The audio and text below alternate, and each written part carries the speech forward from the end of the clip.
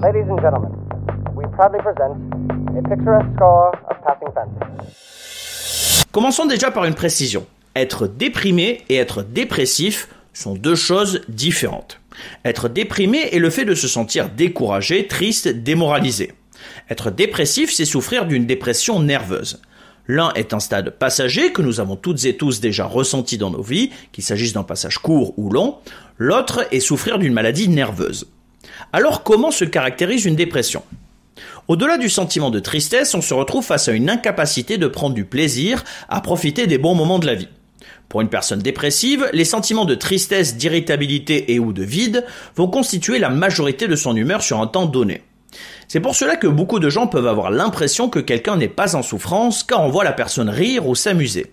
Mais ça n'est qu'une partie de sa journée.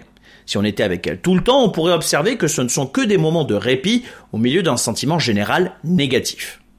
Pour différencier une dépression d'une déprime, il peut s'agir là aussi d'une question de temps. Si le ressenti de tristesse commence à dépasser 2 semaines, on est au moins sur un épisode dépressif.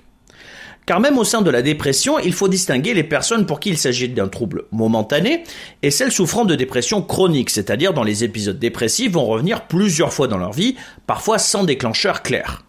L'OMS distingue d'ailleurs 3 types de dépression. Le trouble dépressif à épisode unique. Quelqu'un vit un épisode dépressif une fois dans sa vie. Unique ne veut pas dire court, c'est juste que c'est un état qui n'apparaît qu'à une seule reprise chez elle. Le trouble dépressif récurrent. Là, on est chez quelqu'un qui est particulièrement sensible à la dépression et qui en a déjà souffert à au moins 2 reprises dans sa vie. Dans ce sens, je vous conseille d'ailleurs le témoignage de l'acteur et auteur Kian Kojandi, connu pour la série Bref, qui parle de sa dépression à l'âge de 15 ans et que celle-ci est revenue plusieurs fois dans sa vie, même à des moments où il avait pourtant l'impression qu'il devrait se sentir comblé. Et le trouble bipolaire. Dans ce cas, la personne alterne des épisodes dépressifs et ce qu'on appelle des symptômes maniaques, de l'euphorie, de l'irritabilité, une énergie accrue, etc. Les personnes souffrant de troubles bipolaires peuvent par exemple un jour avoir une extrême haute estime d'eux-mêmes et le lendemain se sentir comme le pire être vivant. Au-delà du sentiment général de tristesse, l'OMS liste également d'autres symptômes indiquant que quelqu'un pourrait souffrir de dépression.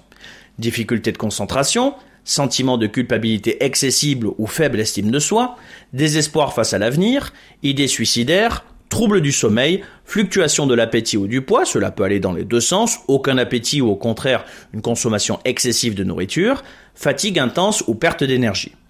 Attention néanmoins car certains de ces symptômes peuvent également être l'indication d'autres troubles psychiques. Dans ce sens, il est toujours bon de consulter, au moins dans un premier temps son médecin généraliste, voire de se rendre chez un ou une psychologue et ou psychiatre. Alors justement, qu'est-ce qu'on peut faire pour lutter contre la dépression ? Malheureusement, il est sûr que ce n'est pas aussi simple que de traiter une angine ou une grippe. Il n'y a pas de traitement universel qui marche pour tout le monde.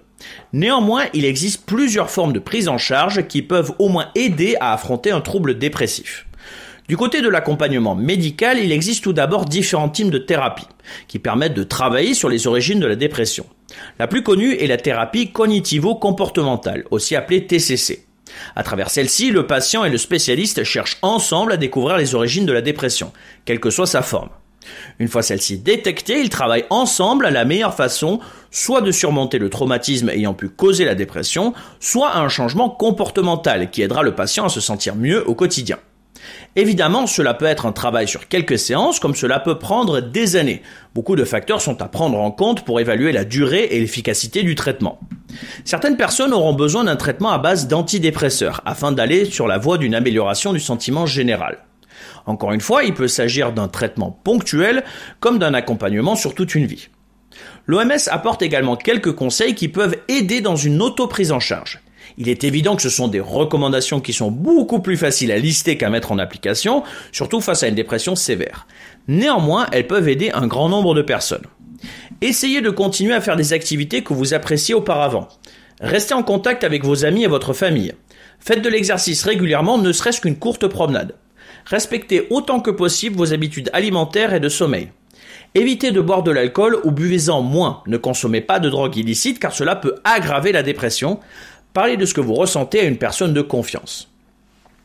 En tout cas, si jamais vous ou quelqu'un que vous connaissez souffre de dépression, n'oubliez jamais une chose, vous n'êtes pas seul. Rien que pour la dépression, on estime que 280 millions de gens à travers le monde en souffrent. Ce sont quand même des chiffres beaucoup trop élevés pour avoir l'impression qu'on est nul, parce que sinon ça voudrait dire qu'il y a un paquet de gens qui sont nuls. Il existe aussi des facteurs de risque liés à l'âge ou au genre qui peuvent augmenter les chances de souffrir de dépression. En termes d'âge, les adolescents et les personnes de plus de 60 ans sont particulièrement vulnérables. Et ce sont les femmes qui ont 50% de risque de plus d'être atteintes d'une dépression, avec 10% des femmes enceintes ou venant d'accoucher qui sont touchées par un trouble dépressif. Alors n'hésitez pas, soyez là pour vos amis, si vous-même vous vous sentez fragile, parlez-en autour de vous.